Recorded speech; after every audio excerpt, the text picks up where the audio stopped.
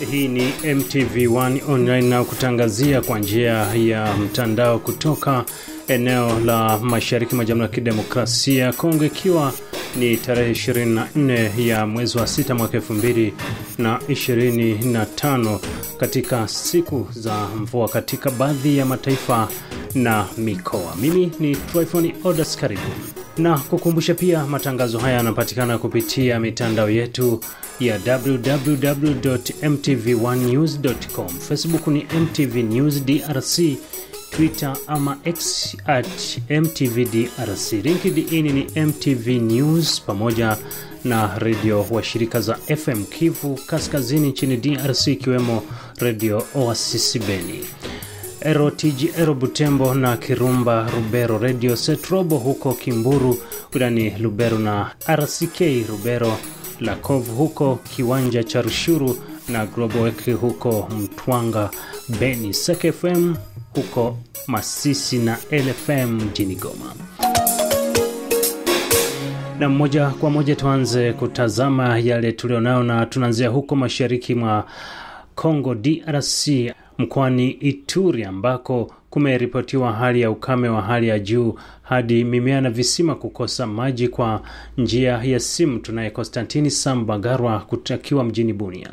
Katika sultani ya Kakwa ndio walimaji, wafugaji na hata mavisima mbalimbali ya maji ambayo imekauka kabisa, ni kufatana na jua kali ndio imejionesha huko, na ni hiyo iliacha ni tangu watu ama wakimbizi kutoka huko kwenye Sudani ya Kusini walionekana huko, na hiyo kitu imesumbua kabisa maisha ya watu pale kwa mtaa ya Aru. Ni katika jimbo la Ituri, karibu kilomita 315 na mji wa Bunia. Na sasa hivi hii ongezeko la joto limeleta hasara gani huko kwenye Kakwa? Na hiyo kuongezeka kwa joto imeleta magonjwa ya ukosefu wa chakula bora, donc malnutrition imeonekana huko.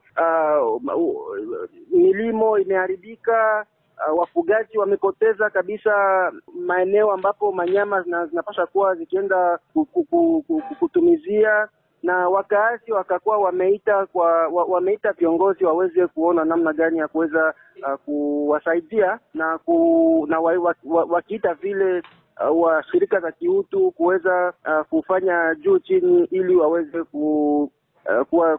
kusaidia ili hiyo kuongezeka kwa joto iweze kupunguka.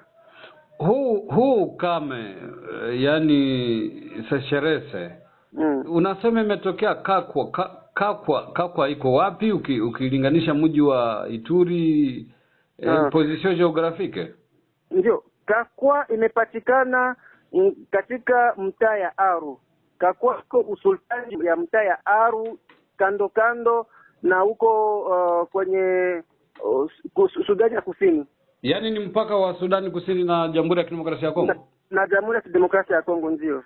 Na mtu ukitoka huko Ituri tunavuka mipaka hadi Kivu ya Kusini, hadi sasa mjini Bukavu, ambako Rais mstaafu Joseph Kabila amewasili baada ya mji wa Goma. Kabila atakutana na wakazi na watu mbalimbali kuhusu masuala ya amani na usalama mashariki mwa Kongo DRC. Thomas Batangaro William yuko mjini Uvira mkoani Kivu Kusini na ripoti zaidi. Taarifa za ujio wa Joseph Kabila katika mji wa Bukavu zimefika kisirisiri. Wananchi wengi hawakuwa nafahamu kwamba Joseph Kabila amewasili mjini Bukavu, na baada ya kufuata vyombo vya habari na kusoma ukurasa wa Facebook wa AFC kama walivyochapisha na unaohakikisha kwamba Joseph Kabila amewasili Bukavu, wananchi wamekuwa na maoni mseto. Kuna baadhi ambao wamefurahia ujio wake katika mji wa Bukavu, wanasema kwamba amefika muda mwafaka wa kuja kujua maoni ya wananchi, wapate kumwambia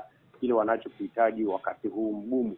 Ukisogea maeneo ya Kaziba, ni nje kidogo ya Bukavu, baadhi ya raia wamehuzunishwa na ujio wa Joseph Kabila, wakisema kwamba yeye kama vile rais wa zamani isingekuwa vyema kupatikana maeneo ambayo yanadhibitiwa na wahasi wa M23 ukiteremka sehemu za Uvira mahoni yanakuwa pia mseto. Kuna baadhi wanasema kwamba kufika kwake Bukavu hakuna ubaya wowote, sababu ni rais wa zamani, ni Mkongomani, ana haki ya kutembea popote anapotaka, kama vile wengine Wakongomani wamekalia Bukavu na Goma, maeneo ambayo yanadhibitiwa na waasi na hawajahukumiwa na mtu yeyote. Kwa hiyo kufika kwake Bukavu, baadhi ya watu wanasema kwamba hakuna ubaya wowote, licha ya kwamba ni wakati wa usalama mdogo.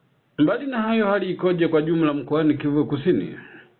Mkoani Kivu Kusini kwa sasa tunavyozungumza, hali ni heka kwenye mashamba mbalimbali ya vita, ambako wazalendo wanaonana uso kwa uso na waasi wa M23. Kuna kwa mara kukwaruzana katika sehemu za Bagira, Bukavu, juzi jana kulikuwepo milio ya risasi ambayo imesikika. Kwa hiyo hali ya usalama kwa ujumla sio nzuri mkoani Kivu Kusini, hata maeneo yasiyodhibitiwa na waasi kunakuwa zile heka. Lakini mbali na hayo, jana tumezungumza kwamba kumekuwa sehemu ambako wazalendo walikuwa wanapigana na FARDC, kwani kuna kiongozi aliyetaka kukamatwa. Naam, katika mji wa Mboko wazalendo walirushiana risasi na jeshi la taifa la FARDC, ambao FARDC walienda kumkinga kiongozi wa mji ambaye wazalendo walitaka kumkamata. Walitaka wamkamate, wamfunge, wamwadhibu kwamba anakataa uongozi wa wazalendo katika mahali yake, katika sehemu anazoziongoza, hataki uwepo wa wazalendo, kwa kuwa yeye anasema kwamba wazalendo wananyanyasa, wazalendo hawashiki sheria, hawana tohara, hawana adabu mbele ya watu. Vizuizi au barieri, zile geti barabarani zinakuwa nyingi, wakilazimisha kila mwananchi kutoa pesa 1000. Alafu kiongozi huyo katika hotuba yake akisema hivyo, wazalendo wakasema kwamba amekosea kutoa hotuba kama hiyo, na ndipo walitaka kumkamata, wamfunge na kufikia kurushiana risasi na FARDC. Naam, kwa upande mwingine bado suala la ushirikiano kati ya jeshi la Uganda UPDF na jeshi la Kongo FARDC limeendelea kuteremsha mate, wakati ambapo muungano huo umesaidia sana maeneo ya Rwenzori na mpaka wa Uganda na DRC. Julius Mlamba ni mmoja wa wazalendo akiwa mjini Kinshasa. La kufanya ni kwamba Kongo isitegemee. Tuna uwezo sisi wazalendo wa kumaliza vita hii pasipo kuomba msaada nchi yoyote duniani. Rais wetu atukubalie, atutilie confidence, atupatie vile ambavyo tunahitaji, asiombe tena SADC, asiombe tena MONUSCO, asiombe tena EAC, asiombe tena yoyote duniani hapo. Kongo na uwezo, tuna uwezo, vifaa vitupatie, na katika jeshi la Kongo viozo vinashughulikana, viondoshwe. Sisi tutamaliza vita hii kwa muda mchache sana, tutamaliza vita hii na Kongo itapata amani ya kudumu milele na milele. Sasa mtamalizaje vita na wakati mmekimbia Goma, mko Uvira, mko wapi? Sasa leo ndio mtamaliza vita. Sisi wazalendo hatujakimbia, wazalendo nafasi yote, hata mjini Goma mliona namna gani hapa wale tulifanya kazi hapo, tungali Ruchuru, tungali kando za Rubaya, tungali kando za Bunagana, Bukavu tungali, yani tunaweza, sababu uzalendo ni udongo. Sisi roho zetu na miili zetu zinaambatana na udongo wetu. Hata hivyo tumezungumza naye Ezekia Muhaya kutoka chama cha upinzani cha PPRD chake Rais mstaafu Joseph Kabila, kama anavyoeleza. Ndio, unajua ya kwamba mara ya kwanza walipokuja ni ile, kama wanazungumzia tena ya pili wanakamata mkataba wa pili kuzungumzia lile, ni kusema ile ya kwanza watuambie kama limeshindwa. Na utajua ya kwamba wao ni mzaliwa wa Kivu Kaskazini. Tangu walipoingia hawa wana ADF walikuwa wanaishi katika mapori ya Mwalika, pembeni ya mto Rwenzori na mto Semliki. Sasa tangu hawa wa UPDF wamefika kupambana nao, leo wamekuwa katika Mangina, leo wamekuwa katika territory ya Lubero, kusema waenda kuwapamba mpaka wamewafikisha hata Ituri. Kazi yao ilikuja si kuwapiga, ilikuja ni kuwasambaza. Na mara tena yule general anaposema pale panapokuwa damu yangu nitakwenda kupigania hapo pasipo kuomba ruhusa. Unaona ya kwamba tumekuwa ndani ya kuchanganyiwa, na wakubwa wa nchi wanajua wako wanatuchanganya. Hatujui wanajua ama wamedanganya ama hawajui wako wanafanya nini. Tupige na hitajika.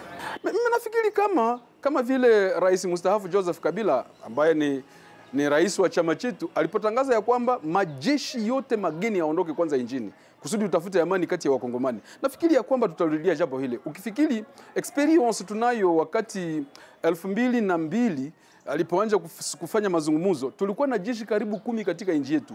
Ukifikiri palikuwa Uganda, palikuwa Rwanda, palikuwa Burundi, palikuwa Angola, palikuwa Zimbabwe, mainchi mengi yalikuja kupigana katika ulongo wetu.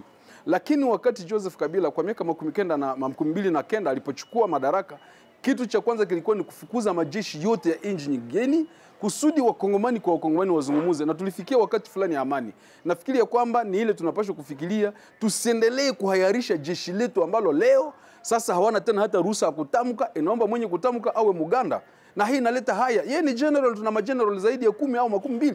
Kwa nini yule tu alimuleta kuja kusema na kuhayarisha jeshi letu kwamba hawezi kufanya lolote, ni yeye atafanya yale jeshi inaweza kufanya? Nafikiri ya kwamba la kwanza ni kufukuza yale majeshi mageni, ya pili ni kupatia confiance jeshi letu, kulipatia vifaa, kulipatia moral ya kwamba wana wajibu wa kupigania nchi. Sababu leo tumekuwa sawa wenye tumetolewa kusema ninyi jeshi lenu hanifanyi chochote, tutawaletea majeshi mageni, na hii ni haya kubwa kwa nchi kubwa kama Kongo hii. Hatuwezi kukubali majeshi mageni ya kuja kututawala. Wameweka makubaliano. Sasa matokeo ni gani? Na kuambia hao Waganda walipofika kwetu, wale wahuni wa EDF ambao walikuwa wanafanya machafu katika Mualika, leo wameingia karibu territory 4-5. Ituri wamekamata, Beni nzima wamejaa, Lubero wamekamata, na hapa kesho watakuwa Ruchuru. Sasa tutaendelea hivi? Na wale wanaendelea kusema wale ndugu zetu hawataua ndugu zao, wamesema wenyewe hawapendi kuua ndugu zao, wanapenda kuja kupigania, na tunajua ya kwamba ndani yao kila mara mnakuwa walikuwepo kama Mutwanga amepata amani. Unajua hivyo? Unahakikisha? Watu tena sana. Watu hao sababu ile Audi alikuwa wamemfukuza, wamembeba katika territory zingine, wanambeba aende auwe kule. Ni kusema waliokuwa akifa Mutwanga, Mualika walikuwa Wakongomani, na wale wanaendelea kufa leo Ituri, wanaendelea kufa Mangina, wanaendelea kufa katika Lubero ni Wakongomani. Alafu hatukuna faida kusema tuwatosha hapa tuwabebe kule wauwe tena kule. Tungekuwa na faida kusema tumewatosha wasitumike tena katika kote, au tumewarudisha kwao au tumewamaliza. Lakini Muhaya, UPDF imekuja kujitolea, hata askari wake wanakufia Beni, wengine Ituri. Una haki ya kwamba wanakufia huko na wamejitolea.